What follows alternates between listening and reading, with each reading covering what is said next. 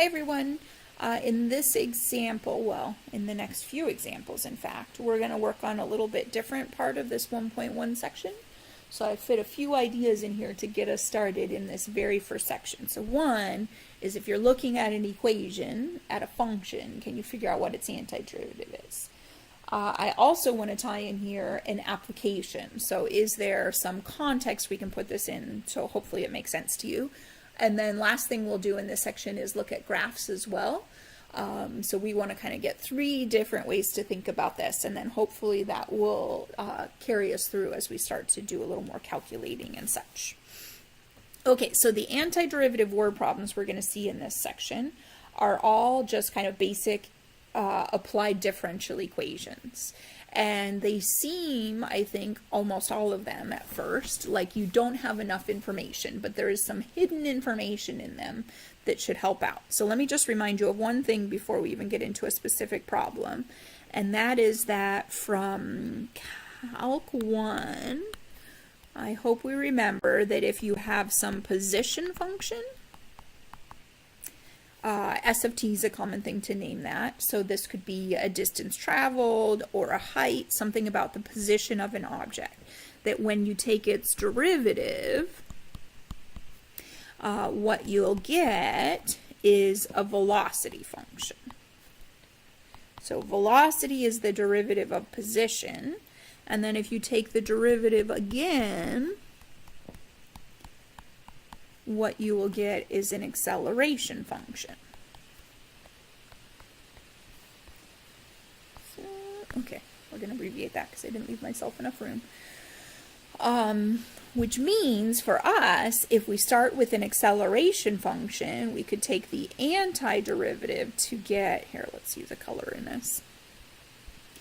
We could use antiderivative to get velocity. And then we could use antiderivative of that to get position. So this is going to be the first application we look at, one that's hopefully fairly familiar and easy to work with.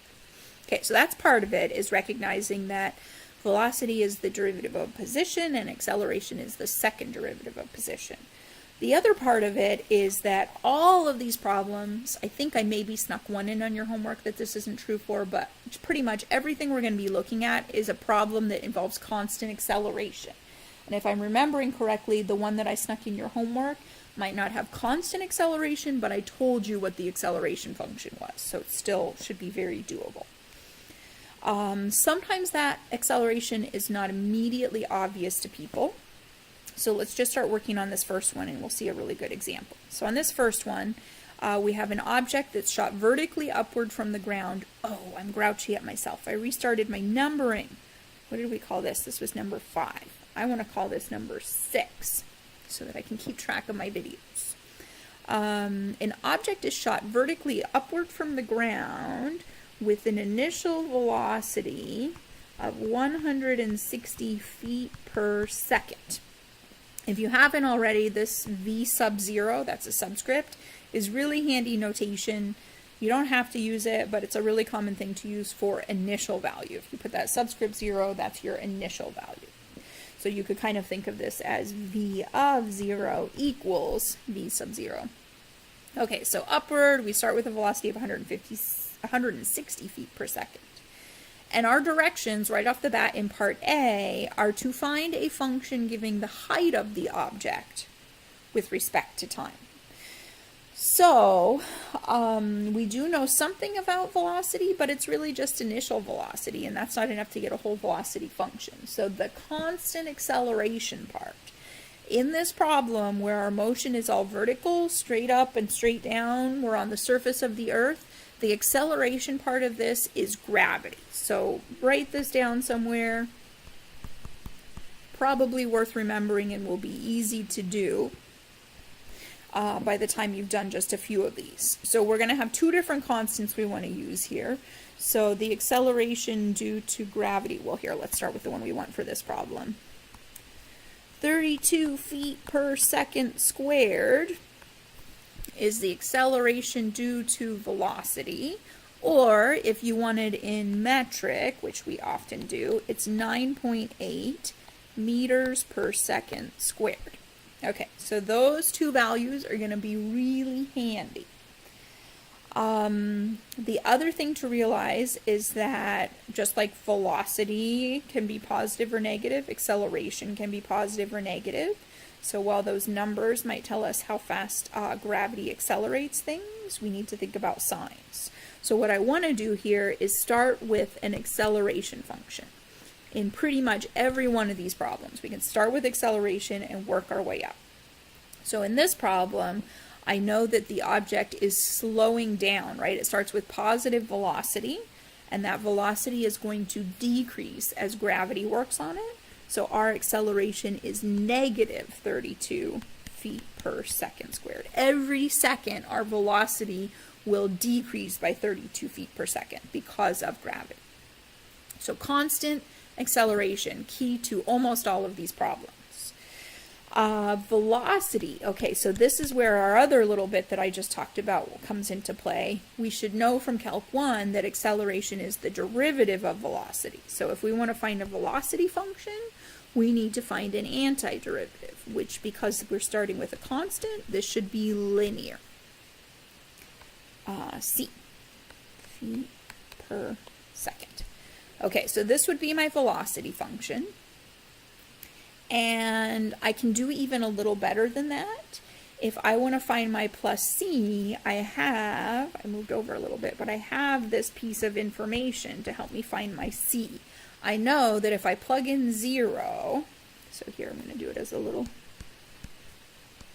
note below, I'm going to get negative 32 times 0, which is 0, plus c, and I've already been told that that should equal 160 feet per second.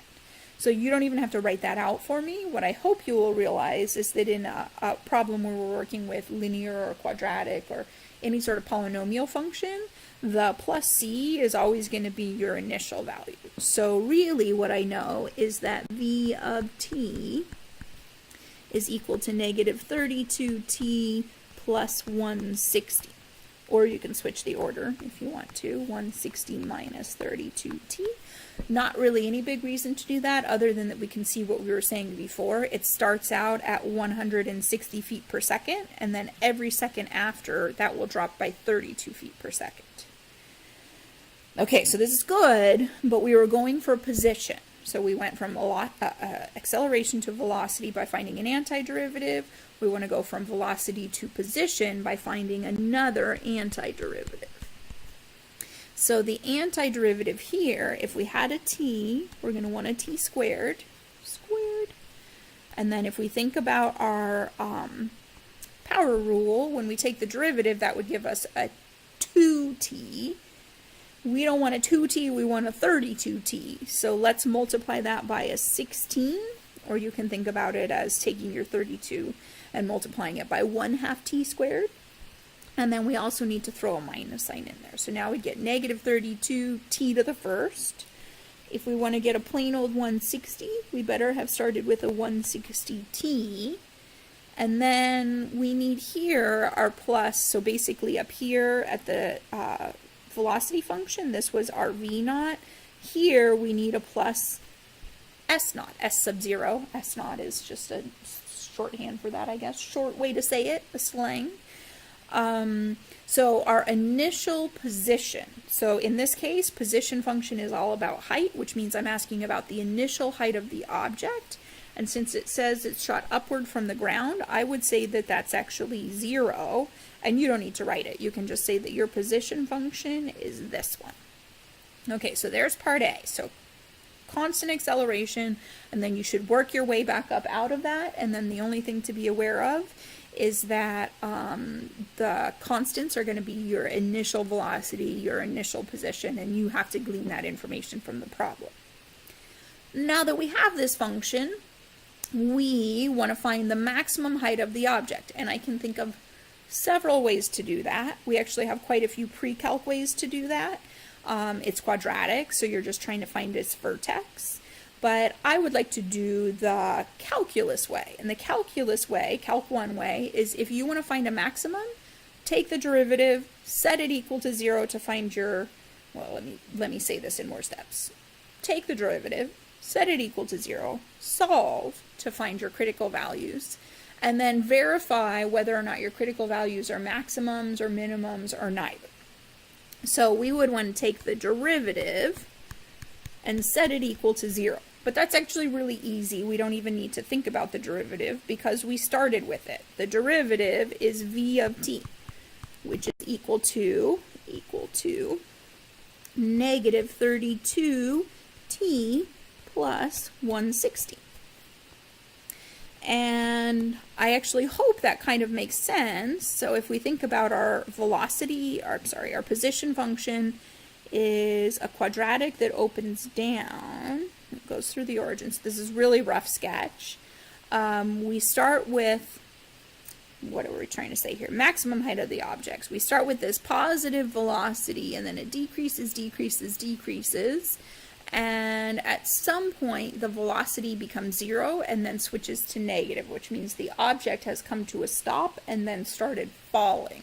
So if we want to know when it hits its maximum height, it's right at its peak when it stops. It's no longer going up, it's no longer going down, it stops for an instant. So velocity equals 0. And then these end up at least being nice and easy to solve, so there is some deciphering to do. 160 over 32 equals t. I feel like that's nice. Hold on, let's see if I have a calculator. Ooh, should I not be lazy? 16 times 2 is 32. Okay, so here we can cross that out, we can cross that out, and assuming I just did reasonable math, we're going to say t equals 5. Oh, and I should say, so for this quarter, I'm starting a no calculator on the midterm and final policy. I will give you projects that you work on where you can absolutely use calculator or online graphing programs, online calculators, things like that. But for the midterm, you won't have one. So I would either try to be fairly nice to you and give you something where you're going to get nice answers, or I might just ask you to show me your work and not actually ask you to give that final answer. Like, show me your setup, but I wouldn't actually ask you to find the maximum height. So those are kind of my options when I'm writing tests.